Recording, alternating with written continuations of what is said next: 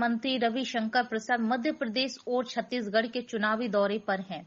इस दौरान अल्प प्रवास पर ग्वालियर आए हुए हैं। उन्होंने न्यूज घर तक चैनल से बात करते हुए कहा है, मध्य प्रदेश में मुख्यमंत्री के चेहरा हमारी पार्टी का संसदीय मंडल तय करेगा, लेकिन तय है बहुत योग्य व्यक्ति, लोकप्रिय व्यक्ति मध्य प्रदेश का मुख्यमंत्री बनेगा। इसके साथ ही रविशंकर ने कांग्रेस पर जमकर हमला बोला है। रविशंकर ने कहा है, मैं बिहार से आता हूं, बिहार से राजनीति के रोचक शब्द निकलते हैं, लेकिन मध्य प्रदेश में कुर्ता फाड़ पर राजनीति हो रही है। ये राजनीतिक स्वार्थ का टकराव है। दो बड़े नेताओं के बीच इन शब्दों का इस्तेमाल हो रहा है, तो आप समझ सकते हैं दिल्ली बुलाया जा रहा है। कमलनाथ को लगता है मैं सीनियर हूं, ये कैसे आगे जा रहा है, इसलिए लड़ाई है। इसके साथ ही रविशंकर प्रसाद ने कहा, 500 साल बाद राम मंदिर बन रहा है, फिर भी कांग्रेस को क्या आपत्ति है। कांग्रेस आज तक समझ नहीं पाई है वो धार्मिक, सामाजिक, सांस्कृतिक और राष्ट्रवाद पर कहां खड़ी हुई। अगर हिम्मत है कांग्रेस पार्टी राम मंदिर का खुलकर विरोध करे। आज तक कांग्रेस का कोई नेता राम मंदिर नहीं गया है। हमें गर्व है बीजेपी की सरकार में मंदिर बन रहा है। हमासा की गतिविधियों का पीएम नरेंद्र मोदी ने विरोध किया। कांग्रेस पार्टी का आतंकवाद पर क्या स्टैंड है? कांग्रेस का वही स्टैंड है जो केरल मुस्लिम लीग का है। वोट के लिए कांग्रेस किसी भी स्तर पर गिर सकती है। टीवी मीडिया को मैं प्रणाम करता हूं और प्रिंट मीडिया को भी प्रणाम करता हूं। ये समस्या मैं देश भर में देखता हूं कि प्रिंट हमेशा टीवी के पीछे रहता है, तो उनकी शिकायत होती है कि आप बात करते हैं तो आपका चेहरा दिखाई नहीं पड़ता। तो आपका अभिनंदन कि आपने दोनों को बिल्कुल ऐसा बांटा है, तो आपका भी बहुत अभिनंदन और मित्रों का भी अभिनंदन।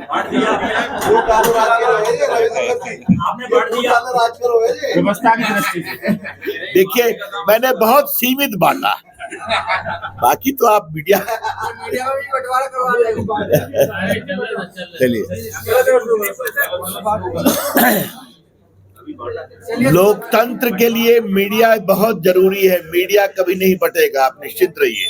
हाँ, लेकिन थोड़ा कभी कभी व्यंग करने का अवसर दे दीजिए। मित्रों, पहले तो मैं आप सबों को प्रणाम करता हूँ। पता नहीं ग्वालियर में लास्ट प्रेस मैंने कब किया था, मुझे याद तो नहीं आता। आए थे?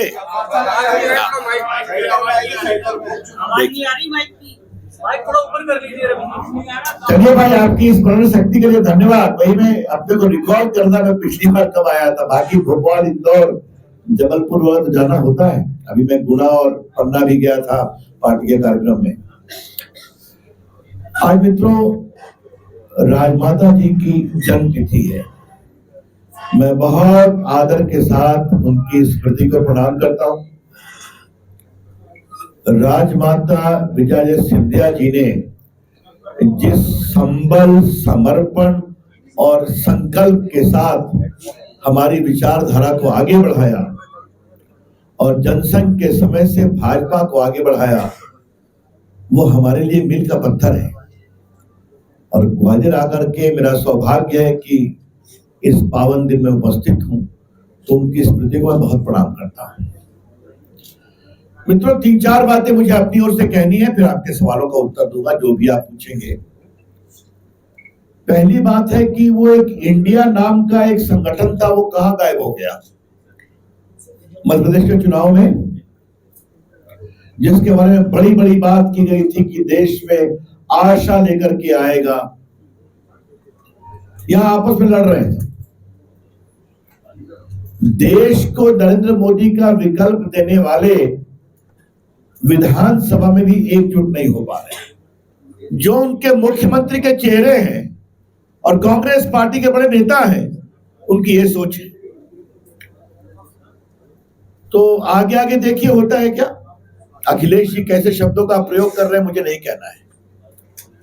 अवसरवादी गठबंधन जब बनता है तो ये नतीजा होता है, लेकिन लोकसभा के चुनाव के लिए 3-3 बैठक पटना में, बेंगलुरु में, मुंबई में करने के बाद टेक ऑफ भी नहीं हो रहा है, ये इनकी स्थिति है। मुझे गर्व है कि बीजेपी ने यहां पर एक स्थायी शासन दिया है, एक प्रामाणिक शासन दिया है, एक जनोपयोगी शासन दिया है। आप सभी अनुभवी हैं, यहाँ के विकास पर मुझे चर्चा करने की जरूरत नहीं है। मैं 2003 के भी चुनाव में आया था, जब अटल जी की सरकार में सूचना प्रसारण मंत्री था।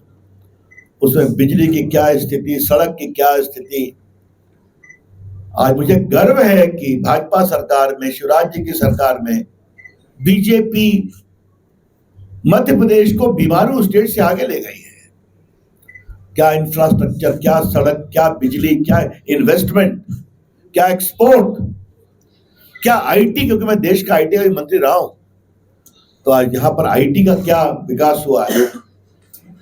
तो ये सब इसीलिए हो पाया कि स्टेबिलिटी है, जनता के प्रति उत्तरदायित्व है। तो हमें पूरा विश्वास है कि जहां वोटिंग के पहले ही ये हो रहा है, तो आगे क्या होगा। तो मध्य प्रदेश की जनता स्थायित्व, सुशासन, राष्ट्रवाद के लिए पूरा संकल्प से वोट देगी, हमें पूरा विश्वास है। और बीजेपी के प्रति जो उनका पारंपरिक लगाव रहा है, तो मुझे पूरा विश्वास है कि पूरा सहयोग मिलेगा और निर्णायक विजय होगी। मित्रों, मैं बिहार से आता हूं, तो बिहार से राजनीति के कई रोचक शब्द निकलते हैं, लेकिन कुर्ता फाड़ तो अभी तक बिहार से नहीं आया था। हा? तो मध्य प्रदेश के नेता हिंदुस्तान की राजनीति में एक नया शब्द लेकर के आए हैं, कुर्ता फाड़ राजनीति। तो मैं उनके लिए बधाई दूं या उनका अभिनंदन करूं या दुख प्रकट करूं, ये मेरे पास शब्द नहीं है।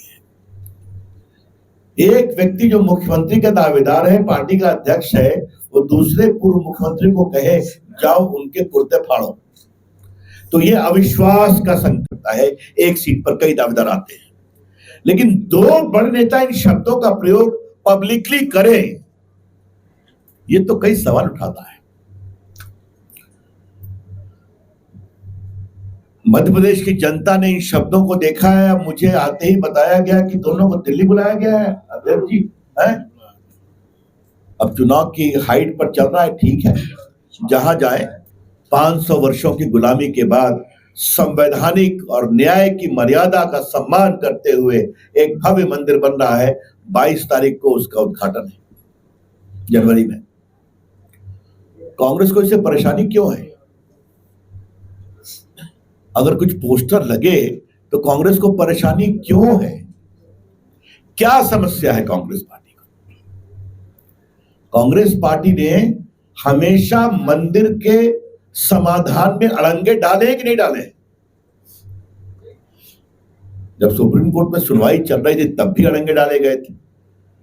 अब आजकल वो वकील साहब उनके साथ नहीं है, किसी और के साथ है। उन्होंने तो ओपन कोर्ट में कहा था कि इसको सुनने की क्या जल्दी है, 24 के चुनाव के बाद सुनवाई करिए। कांग्रेस पार्टी आज तक समझ नहीं पाई कि देश की सांस्कृतिक चेतना के बारे में वो कहां खड़ी है। कांग्रेस पार्टी को इस देश के सांस्कृतिक चेतना, सांस्कृतिक राष्ट्रवाद, और ये बात मैं मध्य प्रदेश में इसलिए बहुत प्रमाणिकता से कहना चाहता हूं कि मध्य प्रदेश के लोगों को आस्था का बहुत सम्मान है, और मैं आपके प्रदेश से बहुत प्यार करता हूं। मैंने यहाँ बहुत प्रचार किया है, जिस तरह के यहाँ पर समन्वय है, सहजता है, मैंने देखा है। तो आपको परेशानी है कि उसके बैनर क्यों टंगे हुए हैं? मैं कांग्रेस पार्टी को एक चुनौती देना चाहता हूं। हिम्मत है तो खुलकर विरोध करें। फिर रिपीट कर रहा हूं, कांग्रेस पार्टी को अगर हिम्मत है तो राम जन्मभूमि पर भव्य मंदिर बनने का खुलकर विरोध करें। तो कोई हनुमान जी की कथा कराते हैं, कोई कहीं और कराते हैं, और जब विषय आता है तो मैं हमेशा कहूंगा, आज तक तो कांग्रेस के कोई नेता दर्शन करने गए नहीं वहां पर। कभी गए हैं क्या? नहीं गए। दिव्या सिंह गए हैं वहां पर? नहीं गए। कमलनाथ जी आजकल कभी कभी हनुमान जी की पूजा करते दिखाई पड़ते हैं, वो भी तो नहीं गए।